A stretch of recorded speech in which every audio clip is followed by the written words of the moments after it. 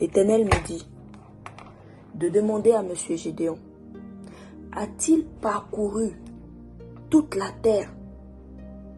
A-t-il parcouru toutes les contraintes de la terre pour savoir s'il y a un véritable prophète qui le sert actuellement? Pourquoi il s'érige en juge? Elle a su attraper Viela. Elle connaît son travail. Voilà. Qu'est-ce que tu désires? Quand ce sera la moitié du royaume, La petite, viendra. elle a su attraper Viela.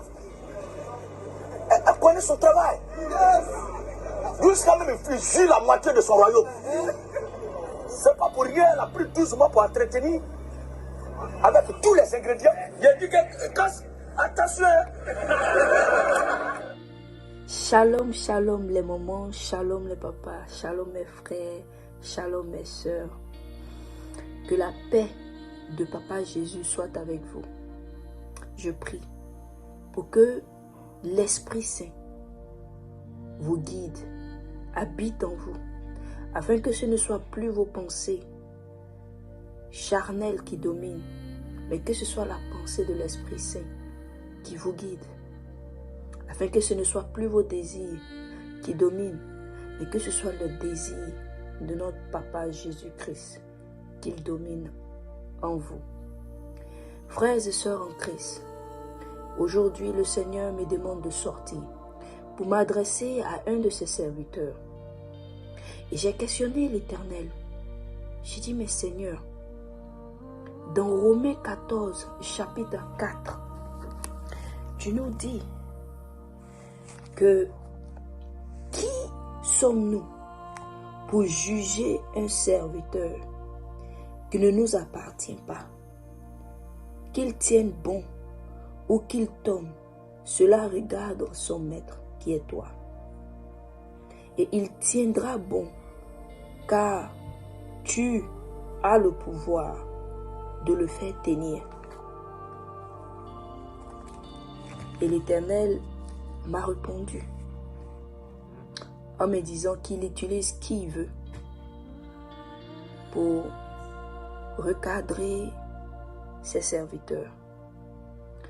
Et donc l'Éternel a choisi ma humble personne pour s'adresser à ce grand homme de Dieu qui est le pasteur Gédéon. Alors, ça fait maintenant 7 mois que l'Éternel me demande de lui adresser 3 grands sujets sur lesquels l'Éternel aimerait qu'il corrige cela. Et j'ai tardé parce que je me suis dit que d'autres personnes ou d'autres moyens seront utilisés. Mais l'Éternel insiste. Et l'Éternel m'a demandé de ne pas finir l'année sans faire cette vidéo. Alors en obéissance à mon Sauveur, à celui-là même qui a sauvé ma vie, qui m'a donné une deuxième chance, qui m'a donné la vie éternelle, qui m'a donné une nouvelle vie, remplie de joie. Je suis dans l'obligation de faire cette vidéo. Alors, le premier sujet sur lequel l'Éternel me demande de m'adresser au pasteur Gédéon est sur le fait que Dieu ne partage pas sa gloire. Et donc, que le pasteur Gédéon arrête consciemment ou inconsciemment d'attribuer sa gloire aux êtres humains dans ses explications. D'arrêter de donner sa gloire à des êtres humains devant ses brebis. Et donc l'Éternel me demande de placer un miroir devant le pasteur Gédéon afin qu'il puisse se rappeler et qu'il puisse comprendre ce que l'Éternel veut dire. Et donc, sans plus tarder, je vais montrer au pasteur Gédéon la première vidéo que l'Éternel m'a fait revoir et revoir à chaque fois. C'est sur le sujet de Esther. Et donc, voilà la première vidéo.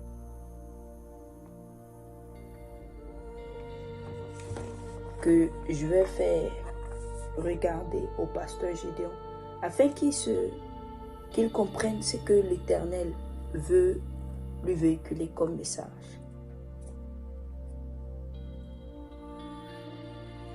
C'est la reine Esther. Chez la reine Esther, Le second jour, le second jour, le roi dit encore à Esther, le roi dit à Esther, pendant qu'on buvait du vin, pendant qu'on buvait,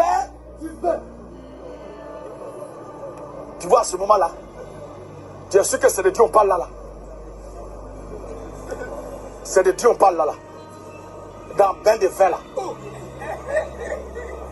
Ça c'est du lupana. Oui. et le roi dit à Esther, Hein? quelle est ta demande, reine Esther? Oui. Elle te sera accordée. Quelle est ta demande? La reine Esther te sera. Accordée.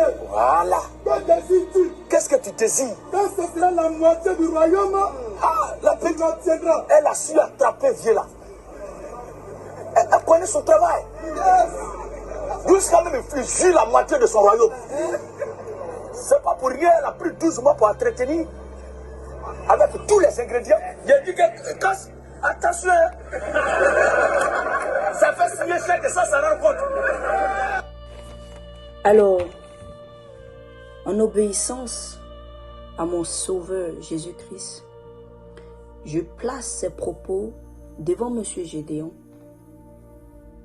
afin qu'il se souvienne des propos qu'il a eu à tenir. Et pourquoi est-ce que l'Éternel me dit de lui dire d'arrêter d'attribuer sa gloire aux hommes dans ses explications.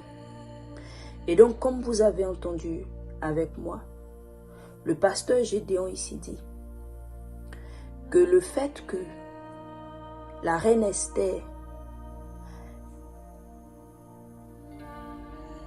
a pu obtenir la liberté du peuple d'Israël est en partie due au fait que elle sait entretenir un homme ou elle sait prendre soin d'un homme. Alors que nous savons tous que ce n'est pas vrai.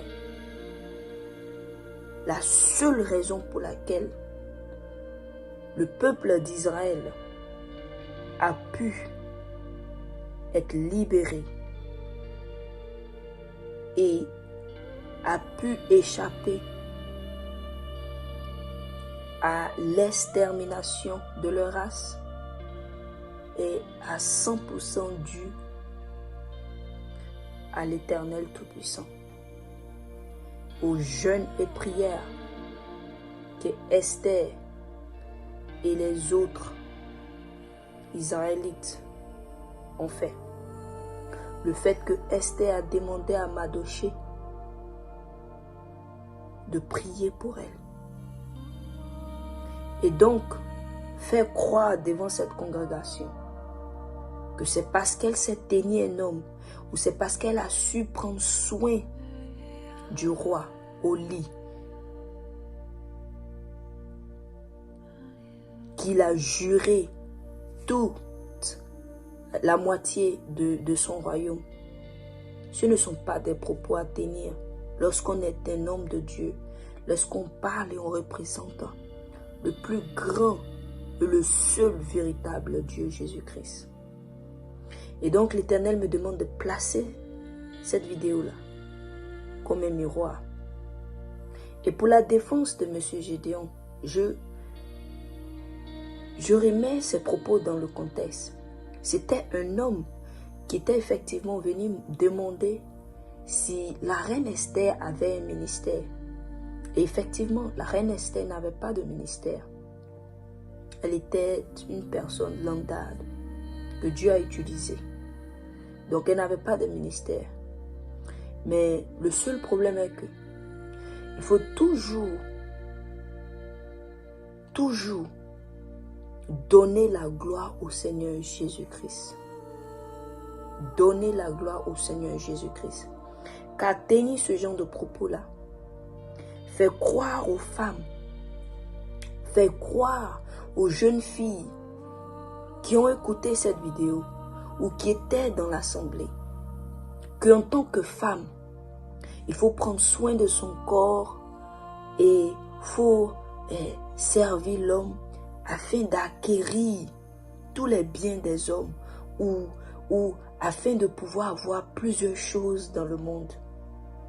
Ce n'est pas vrai. En tant qu'une femme, la première des choses, c'est de servir et être soumise au Seigneur Jésus-Christ. Et après, être soumise à son mari.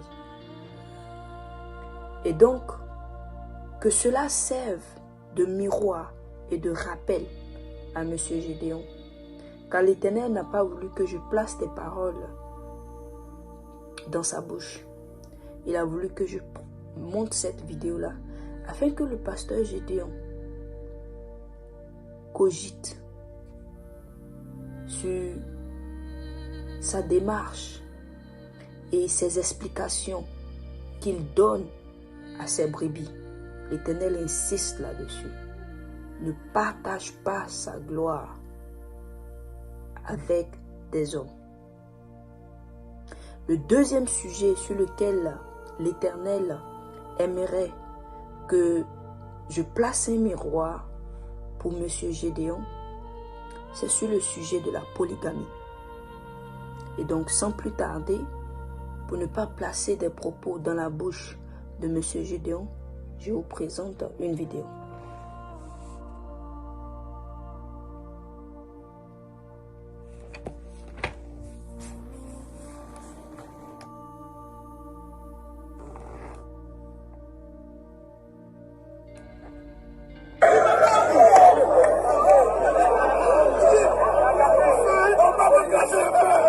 Vive la polygamie! Vive la polygamie! La polygamie n'est pas un péché. Alors, comme vous venez de l'entendre, le pasteur Gédéon, devant les brebis, devant le peuple, fait la promotion de la polygamie. Devant les brebis, devant le peuple, fait la promotion de la polygamie. Et je tiens à préciser que la polygamie n'a jamais été condamnée dans la Bible. Et la Bible, comme le pasteur Gédéon le dit très souvent, n'a jamais dit que la polygamie est un péché. Mais dans notre Bible, il y a les actes des hommes et il y a la pensée, les commandements de l'Éternel. Et donc, il y a beaucoup de choses que des hommes ont fait dans la Bible que nous ne devons pas répliquer. Dieu nous montre simplement dans la Bible, avec toutes les histoires, que ce soit des prophètes ou des hommes qu'il a utilisés, il nous montre l'authenticité de la vie de cet homme-là. Et donc nous savons très bien que nos pères ont eu à pratiquer la polygamie. Mais est-ce que cela était véritablement recommandé par le Seigneur? Ou est-ce que cela était des désirs charnels? Nous savons très bien que le grand David a eu à tuer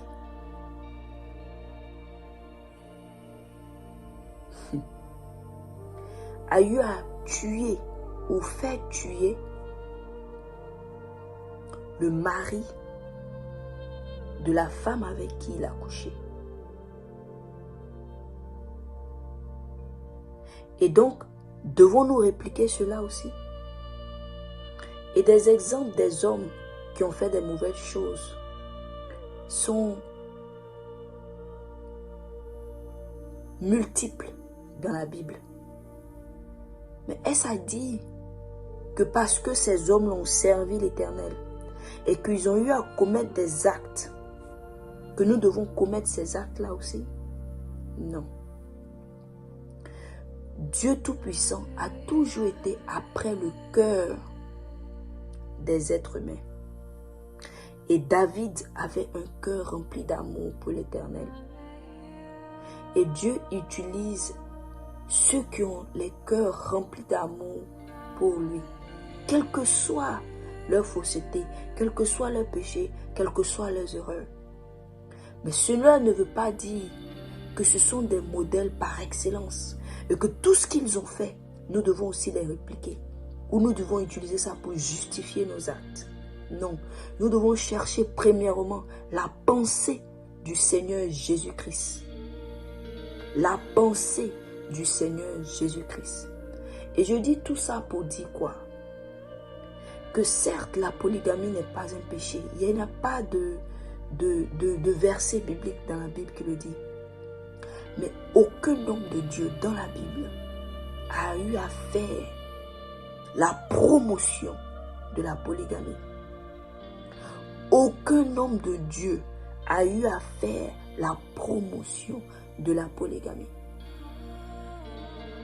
Et donc, ces sujets-là doivent être de titre privé.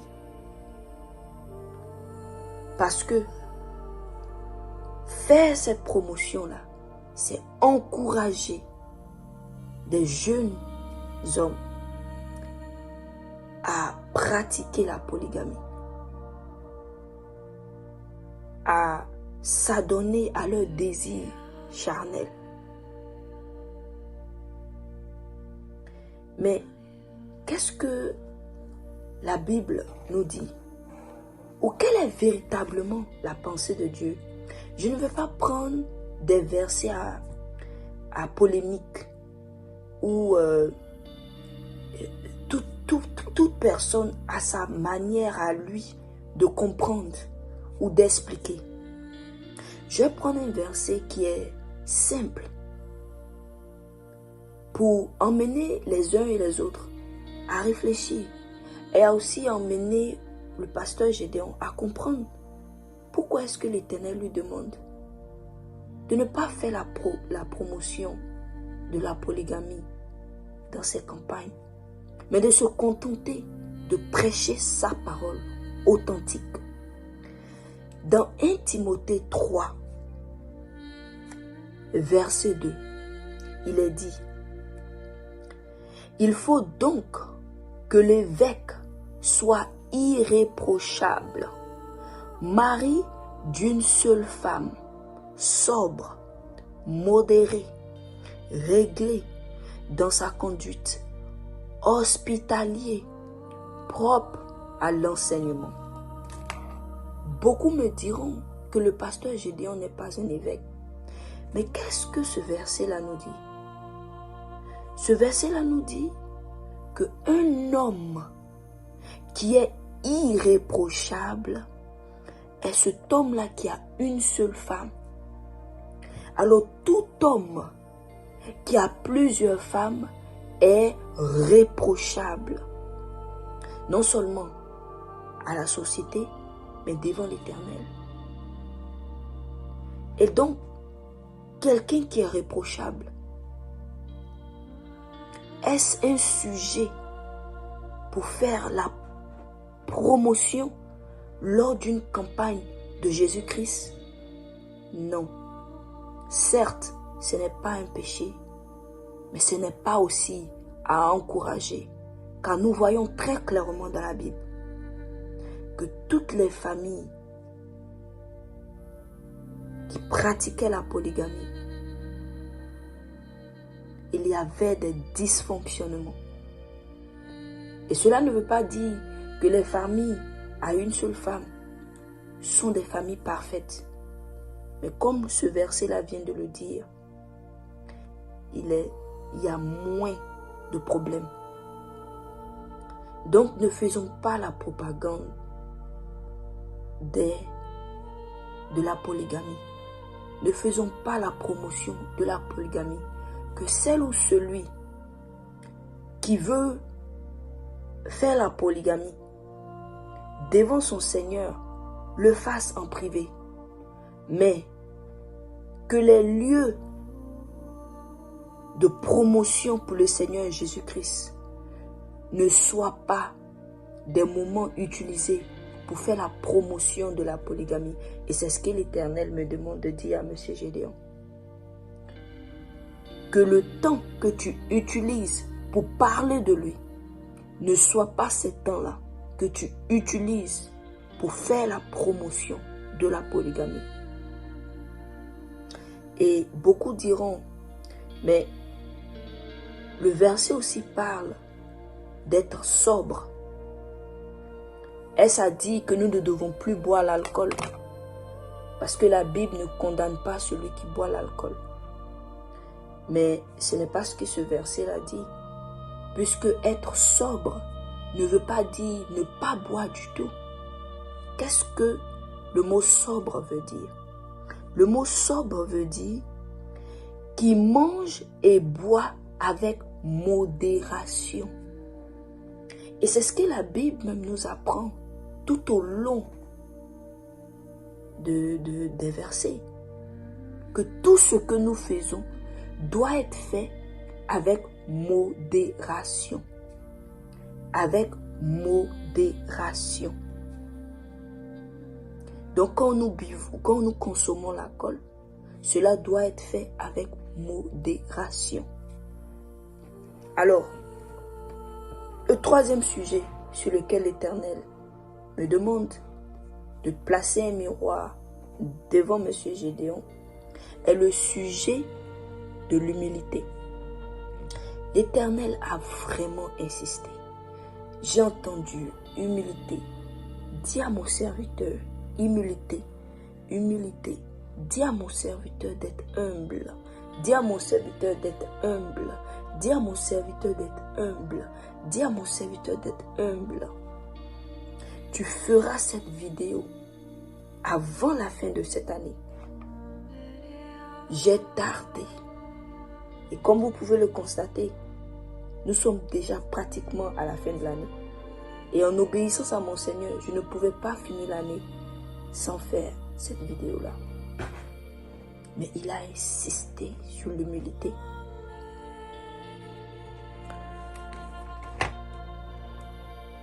Ici.